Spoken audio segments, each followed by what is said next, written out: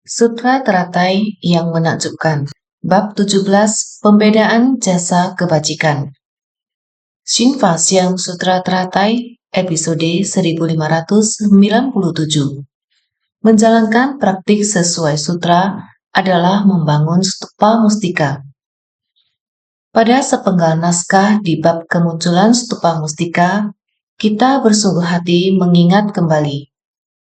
Dalam bab kemunculan stupa mustika disebutkan, pada ketika itu, di hadapan Buddha tampak sebuah stupa 7 mustika, tingginya 500 yojana, panjang dan lebarnya 250 yojana, muncul dari dalam bumi dan berdiam di angkasa. Pada ketika itu, dari dalam stupa mustika terdengar suara keras berupa kata pujian. Bagus sekali, bagus sekali.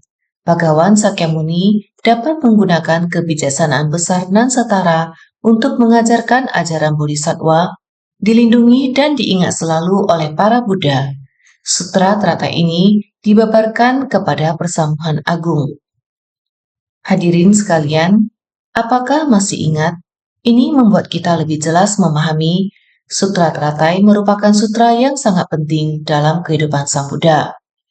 Kita mengingat kembali pada bab kemunculan stupa mustika, saat itu Buddha memaparkan sutra teratai.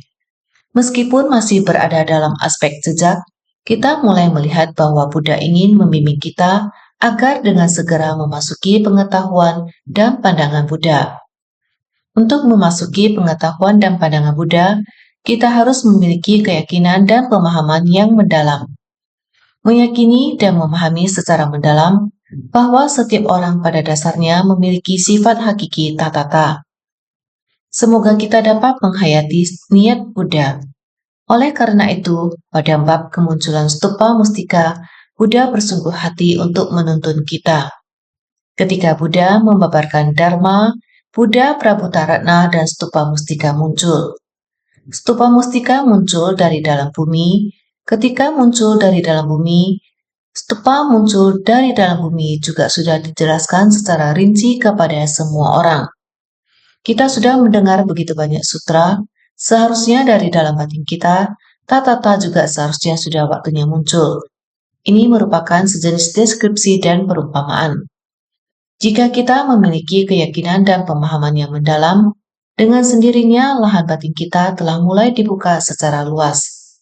Stupa di dalam lahan batin kita juga seharusnya sudah waktunya muncul, oleh karena itu stupa 7 mustika demikian muncul. Seberapa besarnya? Tinggi yojana, panjang dan lebarnya 250 yojana. Pada saat itu juga telah dijelaskan dengan jelas kepada semua orang. Pada ketika Buddha, stupa 7 mustika muncul dari dalam bumi dan berdiam di angkasa. Suara keras terdengar dari dalam stupa, memberi pujian kepada Buddha Sakyamuni, Buddha kuno, Buddha masa lampau. Tekad Buddha Prabhutaratna, yaitu pada setiap tempat di mana terdapat orang yang membabarkan sutra teratai. Stupanya akan muncul pada tempat tersebut, karena Buddha Prabhutaratna mulai dari mencapai pencerahan hingga masuk parinirvana. Beliau masih belum memiliki jalinan jodoh yang sempurna untuk mengungkapkan dengan bebas harapan mendasarnya terhadap sutra teratai.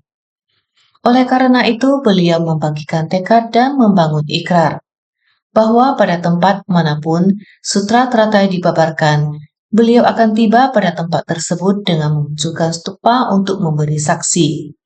Memunculkan stupa itu untuk memberi saksi. Niat batin Buddha masa lampau adalah demikian terhadap sutra teratai. Memiliki batin yang ingin melindungi serta memberi saksi. Setiap Buddha memiliki maksud hati yang demikian terhadap sutra teratai. Memberi perhatian lebih terhadap sutra teratai di dunia. Memberi perhatian lebih agar para makhluk untuk memasuki pikiran dan pandangan Buddha. Pada dasarnya, setiap orang memiliki sebuah stupa puncak burung nasar, memiliki sifat hakiki kebudaan. Hanya saja kita terbenam dalam kebingungan, sehingga sifat tersebut tidak muncul. Stupa Buddha muncul dari bumi untuk membuat Anda melihat, kemudian melayang ke angkasa. Pada saat itu, dari tengah stupa mengeluarkan suara yang agung. Memuji tanpa terputus. Memuji adalah turut bersukacita. Memuji dan bersukacita.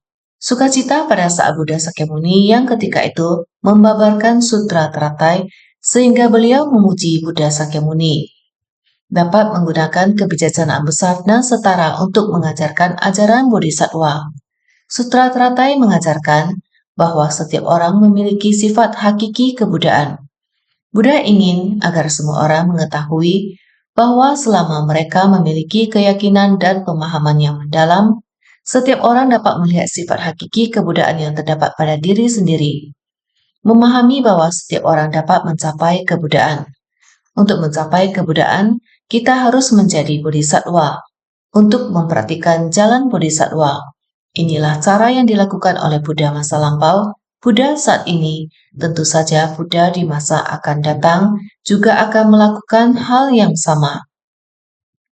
Prinsip yang sama untuk membimbing para makhluk, oleh karena itu memuji Buddha Sakyamuni. Kebijaksanaan besar dan setara untuk mengajarkan ajaran Bodhisattva ini sangatlah penting. Kita harus mengingatnya dengan jelas. Buddha di masa lampau memujinya dengan demikian, menggunakan kebijaksanaan besar dan setara untuk mengajarkan ajaran Bodhisattva. Sekarang Buddha Sakyamuni juga demikian, mempraktikkan Dharma Agung yang setara dengan benar, menyatukan ajaran kendaraan besar dan kendaraan kecil untuk didengar, yakni Sutra Teratai. Sekarang di persamuhan Puncak Burung Nasar, 4 kelompok murid berada di sana. Oleh karena itu, pria berbudi dan wanita berbudi, semua orang yang memiliki hati untuk mendengarkan Dharma, akar kapasitas yang mampu untuk menerimanya, mampu untuk berada pada tempat Buddha membabarkan Dharma. Buddha menggunakan kesetaraan dalam membabarkan Dharma, inilah Sutra Teratai. Buddha saat membabarkan Dharma menggunakan kebijaksanaan besar dan setara, sehingga dilindungi dan diingat selalu oleh para Buddha. Sutra Teratai, Buddha Prabhutarana datang untuk memberi kesaksian. Sutra ini adalah harapan mendasar dari Buddha Sakyamuni yang dilindungi dan diingat selalu di dalam batin Buddha, agar Anda semua mengetahui Buddha Sakyamuni mencapai kebudaan. Pada dasarnya ingin membabarkan sutra ini. Sutra ini adalah harapan yang sudah lama di dalam batin Buddha. Sekarang telah dibabarkan, hanya Buddha dengan Buddha yang mampu saling memahami, mampu untuk mengerti batin Buddha, sehingga Buddha masa lampau memahami Buddha masa sekarang. Buddha masa sekarang membabarkan Dharma Agung yang sudah tersimpan di dalam batin sejak lama. Sekarang, Buddha Prabhutarana memberitahu semuanya, Dharma yang diajarkan Buddha Sakyamuni sekarang adalah kebijaksanaan besar dan setara, adalah mengajarkan ajaran Bodhisattva. Inilah Buddha, Dharma sejati dan agung yang telah tersimpan di dalam batin sejak lama. Dharma sejati dan agung ini adalah sutra teratai yang menakjubkan. Sutra ini merupakan harapan mendasar batin Buddha Sakyamuni. Sekarang telah dibabarkan kepada persamuhan agung. Buddha Prabhutarana lah yang datang mewakili Buddha Sakyamuni untuk mengungkapkan kebenaran dan ketulusan dari sutra ini. Jadi berapa tinggi stupa Buddha Prabhutarana? Tingginya 500 yojana. Ini hanyalah sebuah perumpamaan. Tingginya 500 yojana. Tanah di mana makhluk awam dan makhluk suci berdiam bersama, 3 kelompok alam sebagai buah balasan, diumpamakan dengan 300 yojana. Tanah dari metode terampil dengan sisa, di mana para praktisi dari jalan metode terampil, upaya marga dengan kegelapan batin yang belum terkikis habis berdiam, makanya dinamakan tanah dari metode terampil dengan sisa, diumpamakan dengan 400 yojana. Tanah dari balasan nyata tanpa rintangan, diumpamakan dengan 500 yojana. Tempat mustika telah dekat, itulah tanah dari cahaya yang tenang abadi yang paling terakhir. 500 yojana sangatlah tinggi. Bukan saja tinggi, lebarnya juga sama. Menjulang sangat tinggi dan lebar. Stupa ini muncul pada persamuhan di Puncak Burung Nasar. Ini adalah mewakili suatu kondisi pikiran Semua orang tentu tahu bahwa Puncak Burung Nasar, tempat di mana Buddha membabarkan sutra teratai, tidak begitu luas. Lalu bagaimana stupa ini bisa muncul dari dalam tanah di sana? Ini mewakili suatu kondisi dari batin yang mana kita mesti menghayatinya secara seksama. Tinggi dan lebar dari stupa ini mendeskripsikan suatu gambaran saja yang menggambarkan tanah di mana makhluk awam dan makhluk suci berdiam bersama. Makhluk awam dan makhluk suci berdiam bersama di tiga alam: alam nafsu, alam berwujud, dan alam tak berwujud. Tiga alam ini adalah tanah di mana makhluk awam dan makhluk suci berdiam bersama. Makhluk awam dipenuhi oleh 6 nafsu keinginan. Jadi di sana adalah alam nafsu. Bagaimana dengan alam berwujud?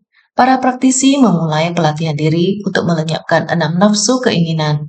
Namun mereka masih punya pemikirannya sendiri dan pola berpikir dalam batinnya. Pemikiran yang disertai kesadaran dari mereka ini di dalam batin mereka masih dipenuhi oleh kerisauan dan ketidaktahuan yang belum dilenyapkan. Semua pemikiran dan pola berpikir yang menyimpang ini memang mereka tidak melakukan hal yang ada unsur keserakahan dan nafsu keinginan. Namun dalam batinnya masih ada pikiran seperti itu.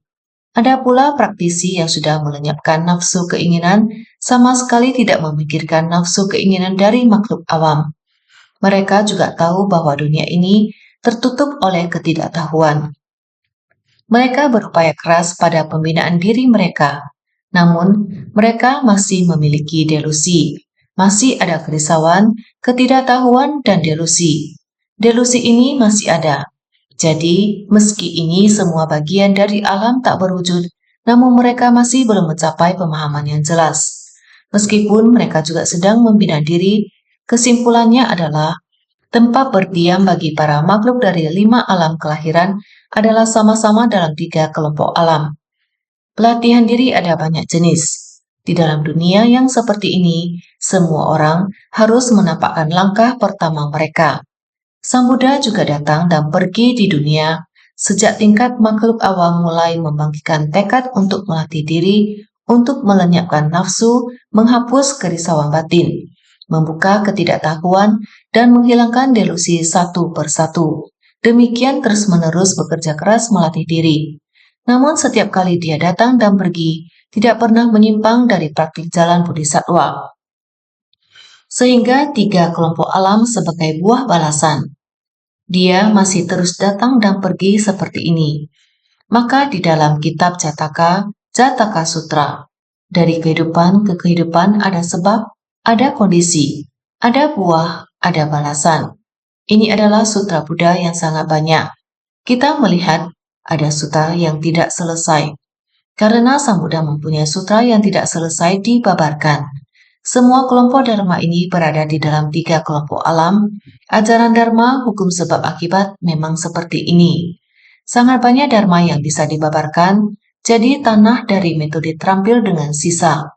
Proses pelatihan diri datang dan pergi.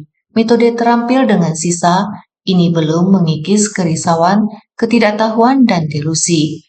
Namun dalam proses pelatihan diri, metode terampil dari datang dan pergi, bagaimana membimbing, bagaimana saya melatih diri, bagaimana saya menghilangkan kerisauan, bagaimana saya datang kembali di alam manusia untuk menyelamatkan makhluk hidup lagi. Seperti ini, tanah dari metode terampil dengan sisa. Ada tanah sisa berarti masih ada jalan di depan untuk dilewati. 6 paramita bodhisattva menghadap depan dan masih berlanjut. Jadi, di mana para praktisi dari jalan metode terampil dengan kegelapan batin yang belum terkikis habis berdiam, makanya dinamakan tanah dari metode terampil dengan sisa. Sisi menyelamatkan makhluk hidup, di satu sisi berupaya keras untuk melatih diri. Inilah proses setiap orang untuk melatih diri. Adalah demikian, datang dan pergi tanpa terputus, melatih diri tanpa terputus. Maka sering dikatakan, di tengah banyak orang, kerisauan batin adalah sumber pencerahan. Kita harus menggenggam erat waktu, inilah yang perlu kita lakukan dengan kerja keras. Jadi, 3 kelompok alam, diumpamakan dengan 300 yojana. Tanah dari metode terampil dengan sisa diumpamakan dengan 400 yojana. 400 yojana mewakili mengambil langkah melampaui 3 alam. Saat kita mengambil langkah berikutnya, kita memasuki tanah dari metode terampil dengan sisa adalah datang dan pergi. Saya bersedia masuk ke tengah orang banyak. Saya tidak tercemar di tengah orang banyak. Ketika saya keluar, saya datang kembali. Inilah yang disebut tanah dari metode terampil dengan sisa sembari melatih diri. Kita juga menghapus dan memutuskan kerisauan batin. Dengan demikian, masih terdapat ruang di depan kita, sehingga dengan sisa. Ini diumpamakan 400 yojana, sehingga dikatakan bahwa tanah dari balasan nyata tanpa rintangan, maka itu diumpamakan 500 yojana. 500 yojana ini yaitu kita di kota gaib, yang mengatakan bahwa tempat mustika telah dekat.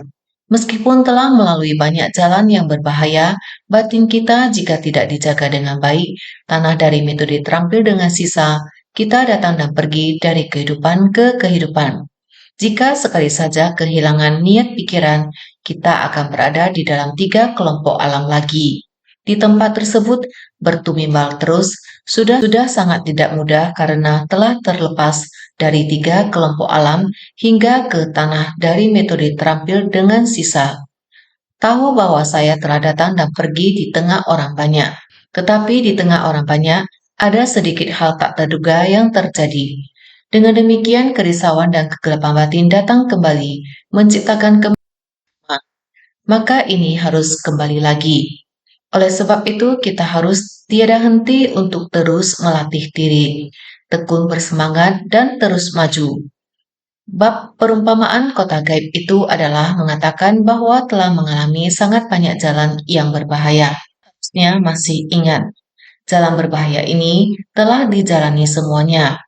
Semakin dilanjutkan, semakin berbahaya. Lihat, kota gaib, kota yang di depan kurang lebih bisa digunakan untuk beristirahat, lalu berhenti di tempat tersebut. Oleh sebab itu, kita harus tiada henti untuk terus melatih diri, tekun bersemangat dan terus maju. Bab perumpamaan kota gaib itu adalah mengatakan bahwa telah mengalami sangat banyak jalan yang berbahaya. Semua orang harusnya masih ingat, jalan berbahaya ini telah dijalani semuanya. Semakin dilanjutkan, semakin berbahaya. Lihat, kota gaib, kota yang di depan, kurang lebih bisa digunakan untuk beristirahat, lalu berhenti di tempat tersebut, menunggu hingga setelah berhenti dan semua orang telah mengembalikan kekuatan mereka. Lalu berkata, masih belum, masih kurang sedikit lagi, tempat mustika telah dekat. Di hadapan kita terbentang jalan sejati, sehingga disebut tanah dari balasan nyata tanpa rintangan, yang artinya tempat mustika telah dekat, dan itulah tanah dari cahaya tenang abadi yang paling akhir. Tanah dari cahaya tenang abadi yang paling akhir, yaitu kondisi batin hening dan jernih, tekad seluas alam hampa tiada terbatas. Semua orang harus masih mengingat penggalan naskah sutra makna tanpa batas. Kondisi yang terdapat pada naskah sutra tersebut adalah tempat yang harus kita jadikan tujuan. Tanah dari balasan nyata tanpa rintangan, kondisi batin tenang dan jernih. Dalam kondisi pikiran yang bersih dan tidak tercemar ini, kita harus memahaminya dengan sangat jelas. Sutra teratai sangatlah panjang. Terdapat 28 bab secara keseluruhan dan kita mempelajarinya bab demi bab. Kita harus selalu mengingat setiap bagiannya. Kita juga harus merenungkan kembali perjalanan pembinaan diri yang telah kita lalui. Baik itu bab perumpamaan kota gaib atau bab kemunculan stupa mustika. Semuanya sangatlah penting bagi kita. Sekarang kita harus terus menghayati dan memahami antara sutra dan sutra, semuanya saling berkaitan. Naskah sutra di depan mengatakan demikian. Ajita, pria berbudi atau wanita berbudi ini tidak perlu lagi mendirikan stupa atau candi untukku. ataupun membangun sangga rama atau memberikan 4 jenis persembahan kepada komunitas sangga. Sutra Teratai bab 17, pembedaan jasa kebajikan. Pada bagian depan dikatakan tidak perlu membangun stupa, membangun candi, atau memberi persembahan. Mengapa demikian? Kenapa demikian? Pria berbudi atau wanita berbudi ini yang menerima, menegakkan, membaca, dan melafalkan sutra ini telah pun mendirikan stupa, membangun sangga rama, dan memberi persembahan kepada komunitas sangga.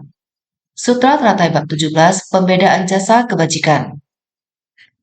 Selama Anda semua menerima, menegakkan, membaca, dan melafalkan sutra dengan demikian, Anda semua telah membangun stupa untuk saya, juga telah memberi saya tempat untuk berdiam dengan tenang. Berdiam dengan tenang untuk kelompok sangga dan memberi persembahan kepada sangga. Ini merupakan persembahan yang paling agung. Ini disebut persembahan praktik. Karena pada saat persamuan Sutra Teratai, keempat golongan murid hadir, Sang Buddha bersabda menggunakan kalimat berikut. Keyakinan kepada Buddha bukan sekedar memberikan persembahan kepada Buddha dan Sangha. Keyakinan kepada Buddha adalah untuk memahami Dharma dan menerima Dharma ini. Setelah menerimanya, Anda harus menyebarluaskannya dari mulut ke mulut, menjadi orang yang menyebarluaskan Dharma, yang menyebarkan Dharma. Untuk membawa Dharma ini masuk ke dalam batin, yang diperlukan adalah keyakinan dan pemahaman. Mampu untuk menyebarluaskan dan membabarkan Dharma adalah sedang memberi persembahan pada Buddha Dharma. Buddha Dharma di dunia ini. Dharma Buddha adalah jiwa kebijaksanaan Buddha, yakni setiap orang mampu membuka kebijaksanaan serta menyiram jiwa kebijaksanaan, sehingga ini merupakan persembahan yang paling agung. Bekal untuk menumbuhkan jiwa kebijaksanaan. Bekal dari jiwa kebijaksanaan adalah Dharma. Dharma perlu disebarluaskan. Bukan hanya memberi persembahan kepada tubuh jasmani dan jiwa kehidupan yang memiliki bentuk, yang paling penting adalah jiwa kebijaksanaan. Sehingga jiwa kebijaksanaan adalah kekal abadi. Anda semua menghormati Dharma, menegakkan Dharma, mendengar, membahas, dan menyebarluaskannya adalah bentuk dari penegakan. Ini sangatlah penting. Lebih penting dibandingkan memberi persembahan kepada benda yang berbentuk.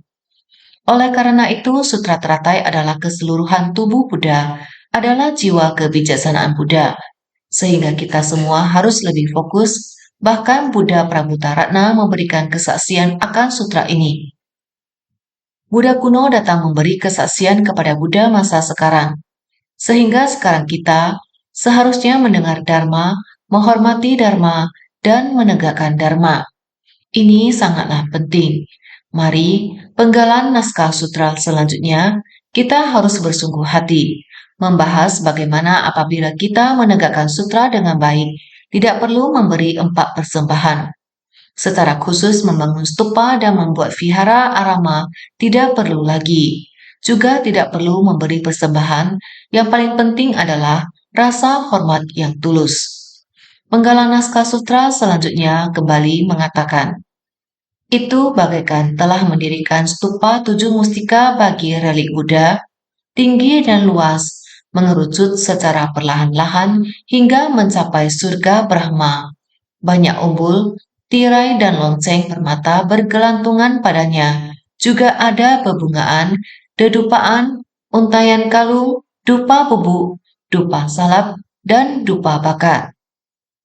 Sutra Teratai bab 17, pembedaan jasa kebajikan. Kita harus bersungguh hati untuk menghayati penggalan naskah sutra ini. Pada bagian depan dikatakan menegakkan, membaca, dan melafalkan adalah sutra. Sudah merupakan wujud dari mendirikan stupa. Jasa kebajikan ini sama dengan mendirikan stupa dan sanggarama. Jasa kebajikan yang demikian, sehingga Tathagata kembali mengatakan, itu bagaikan telah mendirikan stupa 7 mustika bagi relik Buddha. Sutra adalah tubuh Dharma, dinamakan relik Buddha. Menjalankan praktik sesuai sutra dan mempraktikkan Dharma dengan 7 jenis keunggulan. Itulah menggunakan 7 mustika untuk mendirikan stupa bagi relik Buddha.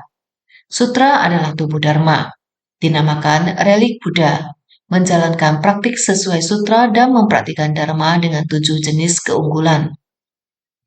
Anda semua menerima dan menegakkan sutra ini dengan tulus. Menerima dan menegakkan setara dengan membangun pagoda tubuh Dharma Sang Buddha. Kita harus menghormati sutra. Kita harus menerima prinsip kebenaran sutra ini dengan baik. Memperhatikan makna sutra ini dalam tindak nyata, kemudian mengajarkannya lagi kepada orang lain. Membabarkan sutra ini, mengajarkan dan membabarkan, mengajari orang bagaimana melakukannya. Mengatakan ini kepada semua orang, inilah mendirikan stupa yang sebenarnya. Membangun stupa jiwa kebijaksanaan tubuh Dharma Buddha. Relik ini, relik Sang Buddha sudah bersama kita, sedang menciptakan, menerima Dharma, memahami ajaran Buddha, mempraktikkan ajaran Buddha, menerapkan prinsip kebenaran ajaran Buddha, dan melakukannya dalam urusan dunia. Jika dilihat dari sudut pandangnya, ini adalah stupa yang sebenarnya. Stupa relik tubuh Dharma Buddha. Karena Dharma dari sutra ini adalah tubuh Dharma Buddha, adalah jiwa kebijaksanaan Buddha. Melakukan sesuatu tidak terlepas dari prinsip kebenaran ini. Maka dari itu, beberapa hari yang lalu, saya selalu mengatakan bersentuhan dengan fenomena dan memahami penalarannya. Setelah kita melakukan sesuatu dan kita melihat ke belakang, inikah yang diajarkan Dharma? Apakah ini cara untuk melakukannya? Berdasarkan prinsip kebenaran dan cara ini, tidak ada yang salah dengan apa yang dilakukan. Ini adalah tubuh Dharma Buddha. Kita membawa tubuh Dharma Buddha kembali ke dunia. Ini adalah maksud hati Sang Buddha. Buddha Prabhutarana datang bersaksi. Setiap orang dapat menjadi Buddha, tetapi setiap orang di dunia harus jalan di jalan Bodhisattva. Ini adalah pengalaman yang harus dimiliki setiap orang. Jadi ketika kita mempraktikkan sutra ini di mana saja, yakni membawa Dharma dari sutra ini digunakan pada kehidupan kita. Stupa mustika ini berada di mana-mana. Stupa untuk relik Buddha akan ada di mana-mana.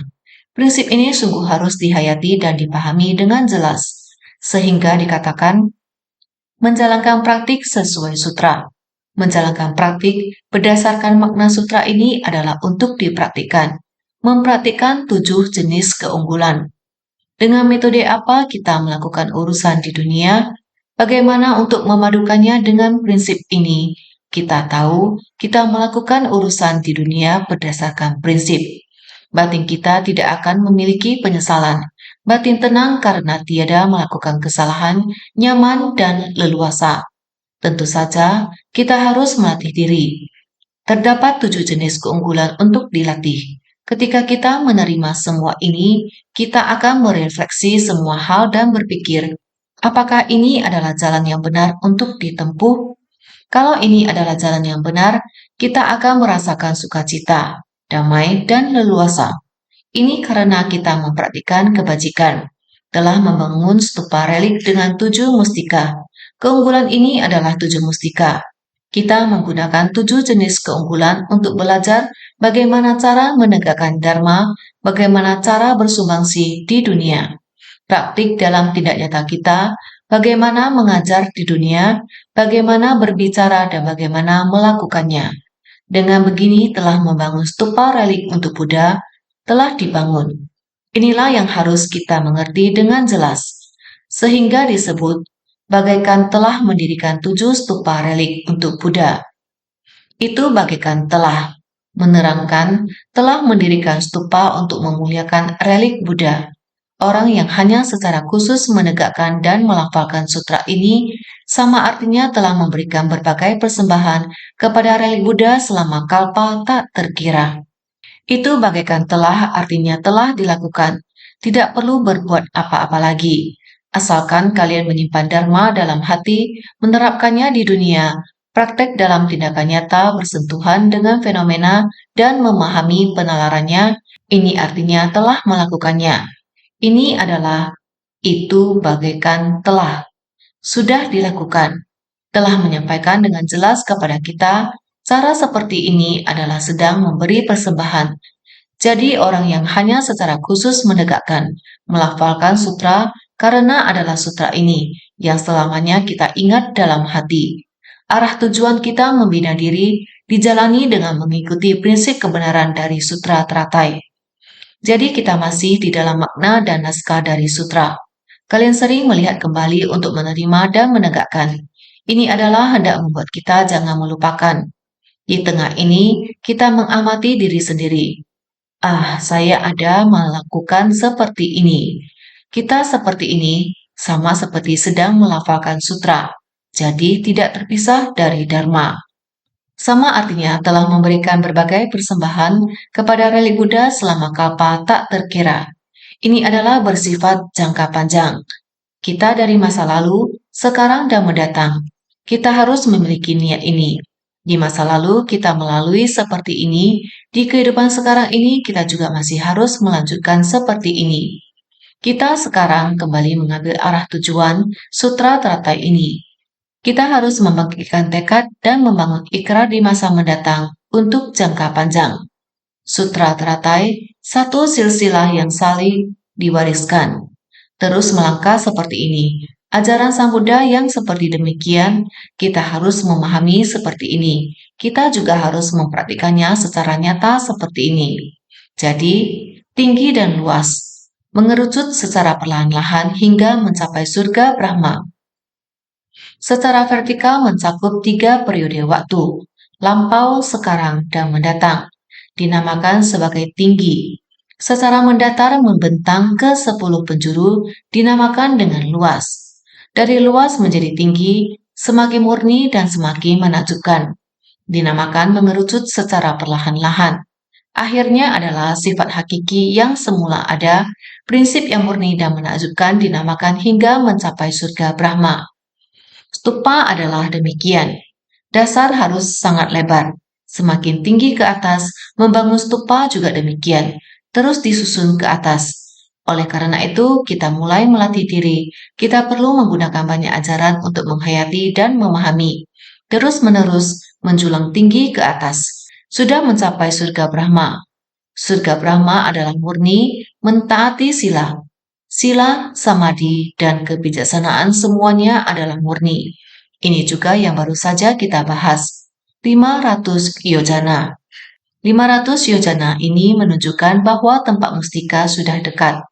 Masa lampau mulai dari 3 alam, kemudian terus sampai tanah dari metode terampil dengan sisa, terus mendekati tanah dari balasan nyata tanpa rintangan. Itulah tanah dari cahaya tenang abadi. Ini menunjukkan semakin dekat dengan surga Brahma. Itulah sepenuhnya murni. Namun di surga Brahma masih ada sedikit delusi yang masih belum dilenyapkan. Sehingga jika kita masih ingat di bab perumpamaan kota gaib, pada zaman Buddha Mahapisna Jinana Bibu, banyak makhluk dari surga Brahma datang memohon Buddha untuk membabarkan Dharma. Karena mereka masih ada sedikit yang belum mereka pahami. Hanya sutra teratai yang dapat menyempurnakan mereka. Ajaran sempurna, inilah kita harus tahu bahwa stupa terus-menerus naik ke atas. Kita harus melihat diri kita, inilah tempat mustika telah mendekat. Jadi secara vertikal mencakup 3 periode waktu, lampau, sekarang, dan mendatang, dinamakan sebagai tinggi. 3 periode waktu adalah masa lampau, sekarang, dan mendatang. Masa sekarang kita masih punya masa mendatang. Masa sekarang kita masih punya masa lampau. Kita terus-menerus demikian. Kita terus melewatinya. Inilah tinggi. Semakin tinggi ke atas, dasarnya semakin luas, puncaknya semakin tinggi. Sehingga secara mendatar membentang ke seluruh penjuru. Secara mendatar adalah membentang ke 10 penjuru. Sangat luas.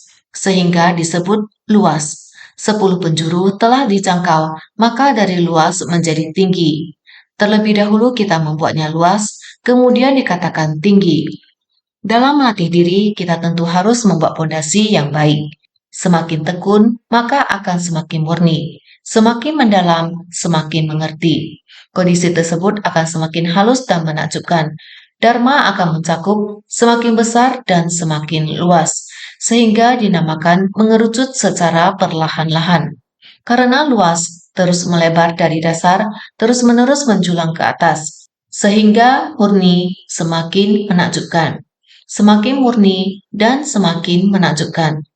Semua orang harusnya jelas akan hal ini, sehingga akhirnya adalah sifat hakiki yang semula ada. Ini telah mencapai ketinggian yang tiada tara. Sifat dasar yang polos ini terus-menerus muncul keluar. Sifat dasar tata kita sangatlah alamiah. Alamiah adalah eksistensi. Hanya saja kita diselimuti oleh ketidaktahuan, sehingga sifat dasar kita semuanya telah ada sejak masa lampau yang tak berawal. Sifat dasar kita yang polos juga merupakan pencerahan dasar. Sifat dasar setiap orang ini merupakan prinsip yang murni dan menakjubkan. Disebut mencapai surga Brahma. Orang yang melatih diri dengan praktik yang murni yang mampu tiba di surga Brahma. Sehingga kita harus memiliki batin yang tidak memiliki kegelisahan. Batin harus sangat murni. Dharma sangatlah sederhana dan polos. Kita harus menggunakan hati yang sejati dan tulus untuk menerima Dharma dan menggunakannya di dunia. Maka batin ini tiada tercemar lagi. Oleh karena itu, banyak umbul, tirai, dan lonceng permata bergelantungan padanya. Umbul sebagai pemberi semangat, tirai sebagai penutup dan pelindung. Lonceng permata adalah benda tak berjiwa yang membabarkan Dharma. Di tengah itu, stupa tersebut, ukuran dari stupa tersebut bukan hanya berdasarkan pada pondasi yang lebar dan besar. Stupa juga tinggi. Di sekelilingnya tergantung panji. Penutup panji menggantung, penutup bendera tempat untuk menggantung panji. Maka dikelilingi oleh keagungan. Dengan demikian maka akan jelas. Orang dapat melihatnya dari kejauhan, maka pemberi semangat disebut sebagai panji. Ketika angin bertiup, panji akan terbang, akan terlihat sangat jelas.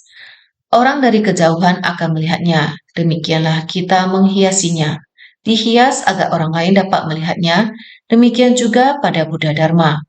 Harus mengundang orang untuk memahaminya, mengundang orang untuk mendengar, mengundang orang untuk mempelajarinya, mengundang orang untuk melatih diri. Laksana berada pada tempat yang sangat tinggi.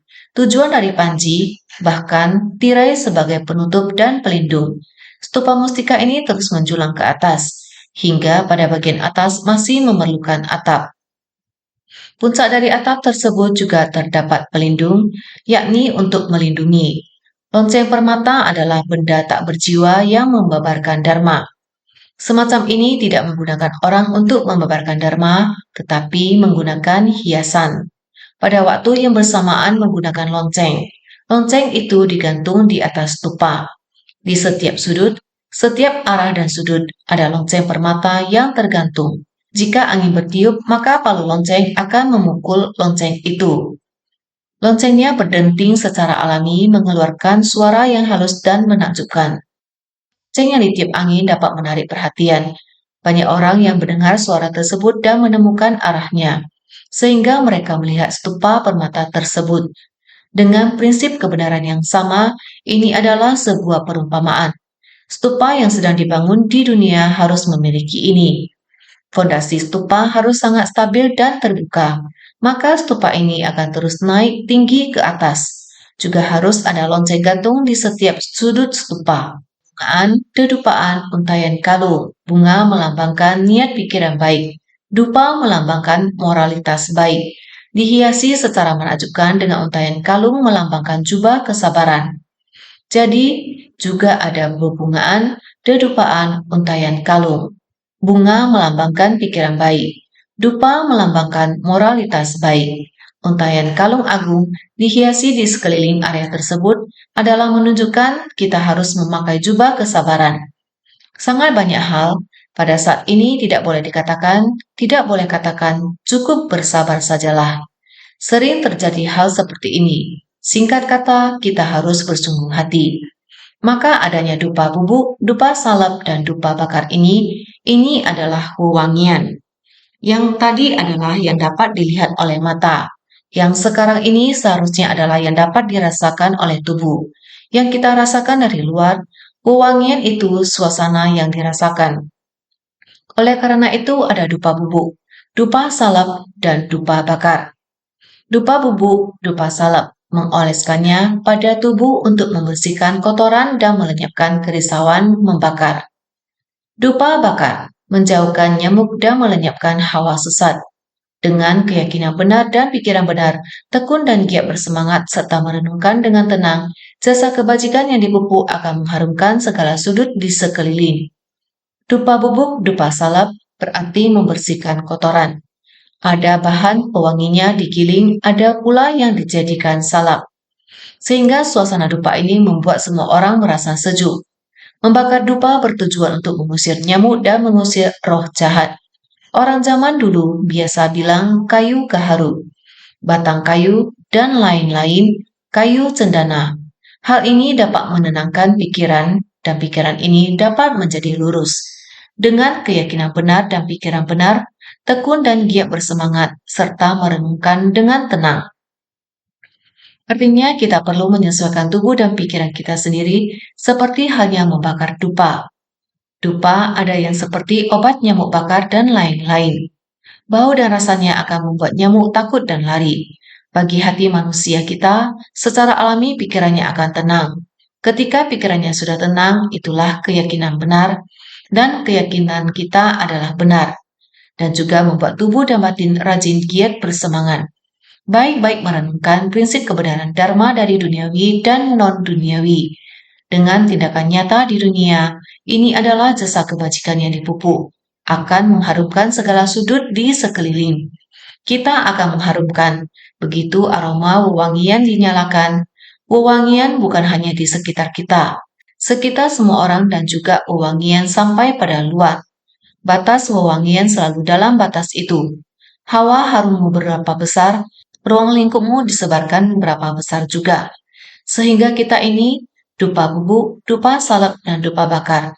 Ini adalah suasana kita, kondisi batin kita, dan lain-lain. Sehingga kita harus bersungguh hati, hadirin sekalian.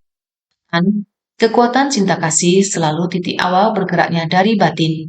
Niat pikiran ini, bagaimana membangkitkan pemikiran kita, pada pemikiran kita bagaimana berpadu dengan jalan, pemikiran berpadu dengan jalan, kita akan melangkah memasuki jalan benar ini.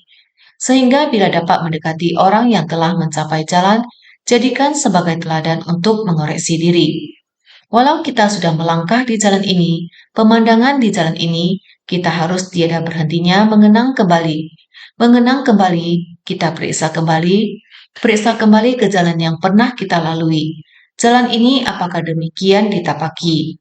Pemandangan itu apakah kita mengingatnya? Jalan yang di depan masih akan dilalui. Dulu tidak menyimpang, sekarang tidak salah. Jalan yang akan datang pasti tepat. Tempat sandaran kita telah mendekati, tempat sandaran batin kita, yaitu pandangan dan pemahaman Buddha. Sehingga senantiasa bersungguh hati.